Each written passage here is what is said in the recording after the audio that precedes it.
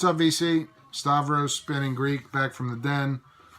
Haven't made a video in a while. I think there'll be every 2 or 3 weeks as I buy less and listen more. Been culling the collection a bit. I'm doing some trades. I have picked up some stuff. Been catching up on videos as much as I can. There's some great videos out there. A lot of new people in the VC, which is fun to see. And of course, the guys that I always watch are still doing their thing. I hear there's raccoon problems. That's all right. I'm sure he'll get it figured out. All right. In the background, decided to dig deep and pull this out. Grateful Dead, self-titled. I've had this. This is probably the record I've had the longest because it was part of the original haul that was gifted to me when I started this. This is an original U.S. pressing on Warner Brothers. The cover's all beat up. There's no spine left. But the vinyl was kept minty fresh by the previous owner. So yeah, I've been listening a lot of stuff that I hadn't checked out in a while, and a lot of the early Dead stuff, especially the studio albums I hadn't listened to in a while. It's good stuff, man. I don't understand Grateful Dead hate. Alright, so this is a stack of stuff. Some bought, some traded for, some just shelf pulls. First up is this beauty. This is White Eyes. This is on Numero. I love Numero. I don't have enough of their stuff, but the stuff they come up with is great. Can't remember when this came out. I think last year, 2015, 2016. White Eyes is a psych band from the Midwest. 1969, I believe they got together. These are recordings. I don't think they ever did an album. They toured with Procol Harum. They never really left the Midwest. But this is really enjoyable psych. The lead singer is only 16 years old, Kat Sherrill. She's good. And the rest of these guys are great. Apparently they used a 53 Cadillac hearse to drive around and tour. Dead Wax 66, I think you would dig this. Check this out. Numero Group, White Eyes. All these tracks were saved from the original 4-track tapes from their recordings in 1969 and 1970. I don't believe they ever released an album. I don't believe they ever got out of the Midwest, but this is some pretty decent psych. So if you're into psych, check these guys out. White Eyes. Where the fuck am I gonna put these? Go there. I traded for this last week, and the day I traded for it and spun it, I watched one of Roger Coleman's videos, and he showed it too. This is Ginger Baker's Stradivarius. This is on Atco 1972.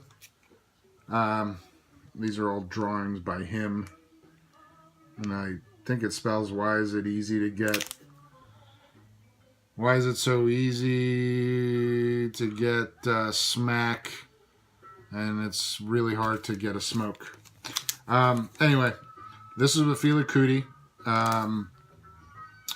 and it's really good. Like, nice jammy. There is some Afro beat to this. There is an 8.5-minute drum solo that Roger thought was 30 minutes and absolutely hated, but I actually kind of enjoyed it still because Ginger Baker's the man. So yeah, Ginger Baker, Fela Kuti, Stradivarius. Really good. If you like rolling drums and you like some jammy Afro beat type stuff, I mean, Ginger Baker, he's awesome. To that end, everyone was showing this. I'd never heard of the Baker Gervitz Army, but people have shown this album quite a bit. And I just saw it sitting there lonely, asking for me to take it home, and I did. And I love the cover. And the tunes are pretty good too. I mean, it didn't blow me away. This is on Atco as well. I don't know what year, 71 maybe. Didn't blow me away, but definitely a keeper, and I will be spinning this more often, and we'll check out more Baker Gervitz stuff.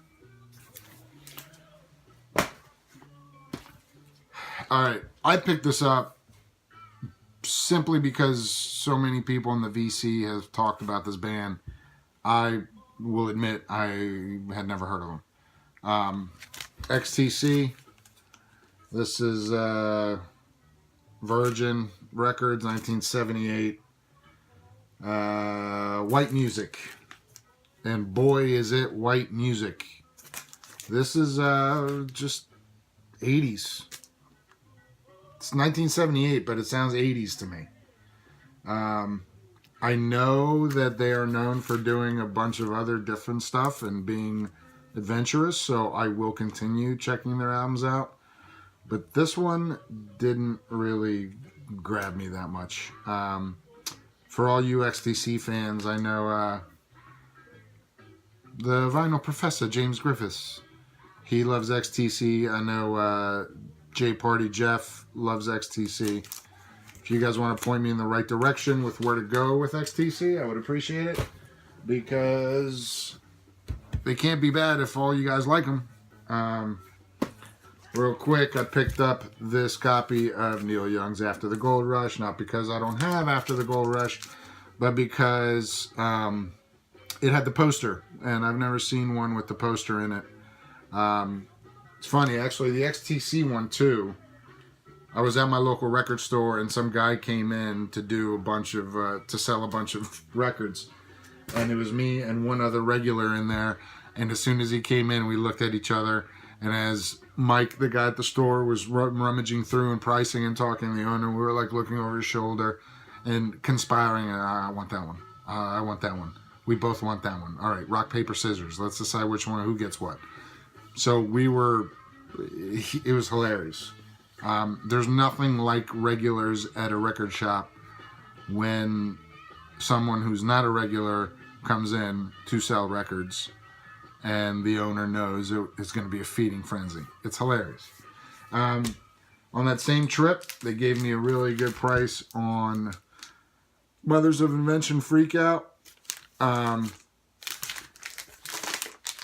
This is an original copy. And the way, apparently, the easiest way to know is there's that advertisement right there about visiting LA and sending out for the map for the freak out hotspots. The cover's kind of beat up, not terrible, but the records are in minty shape. So I was talking to Helmut Diggy about this, and I'm a relatively new Zappa guy. Some of his stuff I really love, and some of his stuff I just don't get. If it was all instrumental, I think I would love it a lot more because honestly, I'm not a lyric guy, but these lyrics really throw me off at times. But really psyched to get this in the collection. Got this really cheap. Both of these. Went to Barnes & Noble because I'm a club member, because whatever. And they send you like 25% off coupons every once in a while. And this was already dirt cheap. This is My Morning Jackets. It Still Moves. Gatefold. I think this is an absolutely horrendous cover. I don't even know. It's a fucking grizzly bear draped in gold something. I don't know. Are these colored vinyl? No, they're not colored vinyl. What is that? This is great video for you guys, right? Oh, it comes with a CD. I love My Morning Jacket. Alternative rock. Jim James, the lead singer, his vocal range is incredible. This is one I did not have of theirs. So for $10 for sealed vinyl, I'm in. Sometimes Barnes & Noble doesn't really know what they have in there, which is great. And case in point, they also had the new St. Paul and the Broken Bones. I showed the first one back when I first started in the VC. This is a group from Alabama, soul band. The dude's lead singer's voice is great. The horns are great. I'm a big fan of St. Paul and the Broken Bones, and saw this, so I thought, why not? With the 25% off, let's get it. And then when I opened it, apparently it was the limited edition purple vinyl, and it's actually a really nice purple. So that was a pleasant surprise. But if you dig soul, check them out. You can easily find their performance from the Letterman show 2 years ago on YouTube, for when they were touring for or promoting Broken City, Half the City, which was the first album. This second album, Sea of Noise, I don't think is as good as the first one, but I've only spun it once or twice. I'm gonna give it more time. This is 2016 on Records Label. That's an interesting name for a record label. Records Label. Yeah, if you dig soul, check them out. I know X Junkie NL, X Vinyl, and LX Paul. Check this out. He said he liked the first one better. I'll give this some more time. See how I feel.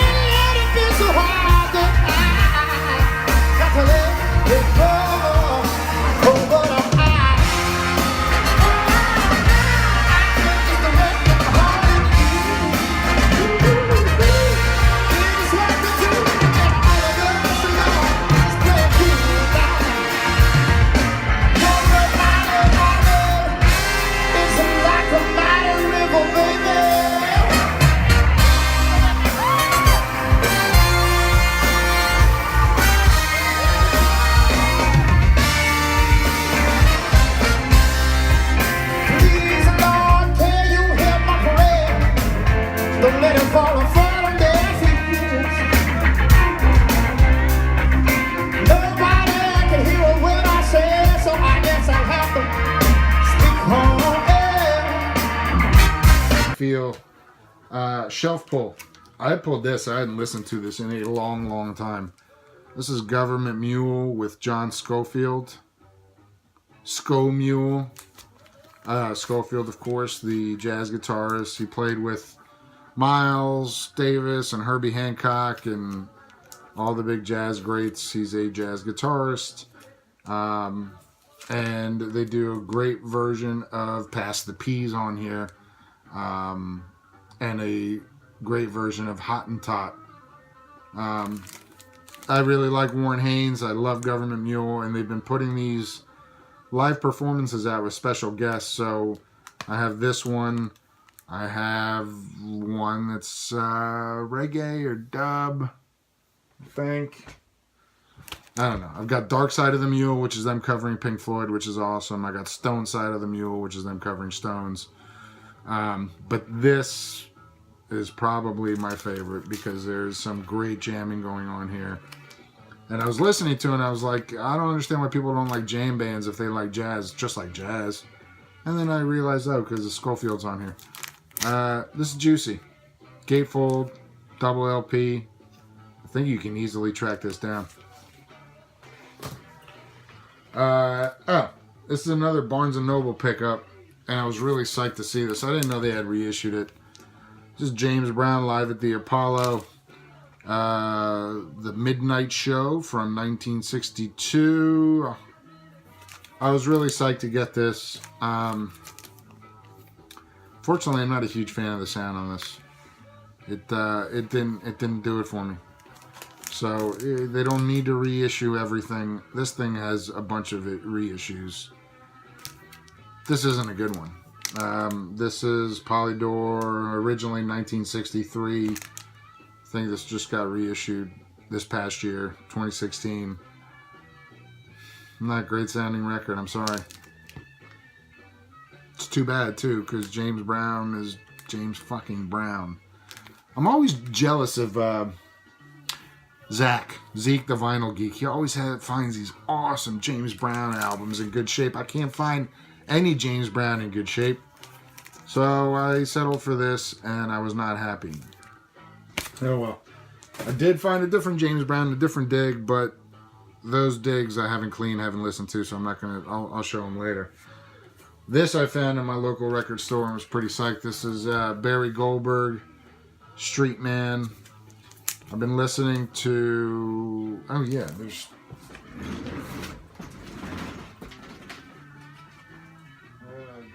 Goldberg. Part of my bald spot. Yes, this one too. Both of these I got the local at my local store. Barry Goldberg and Friends. Harvey Mandel, Mike Bloomfield, nice Chicago blues, beautiful shape. I don't remember what year this is because I'm an idiot and I'm not going to take it out. And then I got this one, Barry Goldberg on Buddha. Goldberg is awesome on the organ, man. This is some great Chicago blues. Great Turn On Your Love Light on the second side on this. And this one had, this one opens with Sweet Home Chicago, which I think is one of the cheesiest blues songs ever, but they made it enjoyable for me. So, Barry Goldberg, Mike Bloomfield, Harvey Mandel, if you see them in good shape, get them. And I'm going to spin or flip the record. I need to wake up. Point. Back. Shelf pull. Fear of Music. I talked about in my last video. Pulled this out. I think this was one of the first records I bought after I started collecting. This is Talking Heads. The name of the band is Talking Heads. Live 2 LP set from 77 to 79. I love this album. What a great live album. My kids love this album. My wife loves the Talking Heads. So we put this on and there's a dance party going on. And when there's 3 and 4 year olds running around dancing the Talking Heads, it's got to make you smile, right? Then I look at my wife. I'm like, that's why I get records, for this. And she's happy. Alright. Real quick. I took in a bunch of Little Richard albums that I wasn't going to listen to. And ran into this. So I traded in like 3 real Little Richard albums. Along with some other stuff. And I found this. This is a UK copy of Little Richard! ! It's just a comp, but it's a 2 LP comp, and it's got all his hits. This is on 1983 on Canberra Sound. UK copy. I mean, it's got Long Tall Sally, which, by the way, it's one of the greatest songs of all time. The beginning of Long Tall Sally, when it just starts with him screaming, is amazing.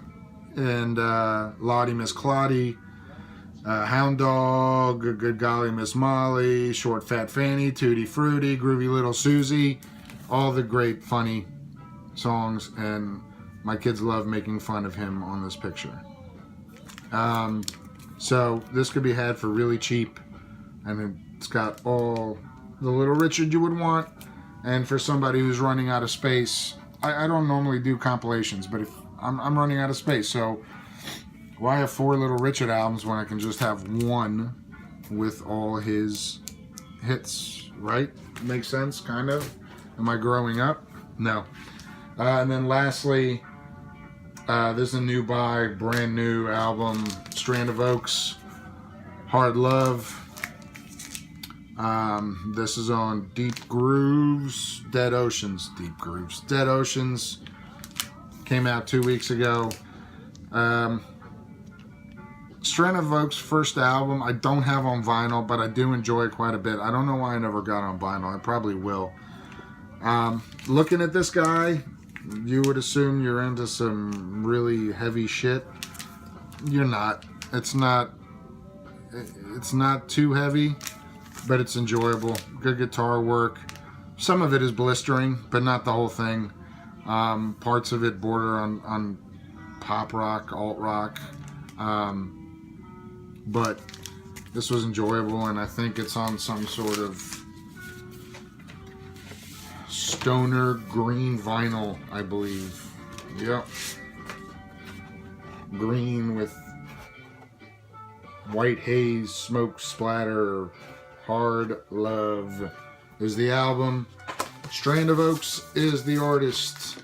I also, since I'm running out of space, decided, I'll go to the record store. I can't buy anything. I can't fit it anywhere, but I still have room for 45s because I'm an idiot. I haven't listened to 45s in probably over a year, but maybe that's a lie. Not a year. But, anyway, Strand of Oaks, Hard Love, check it out. But Dead Wax 66 keeps showing these 45s, and then Roger Coleman found these awesome Blue Note 45s. So I've been digging more into the 45 collection. I'll probably do a video on that. And I got some new ones, and I had a bunch that I had never listened to. They're just sitting up there. So I'll show that next time. Hope all's well. Peace from the den. Keep it in the groove, as Teddy says. Eat your bananas. God, all right, that's enough. Peace.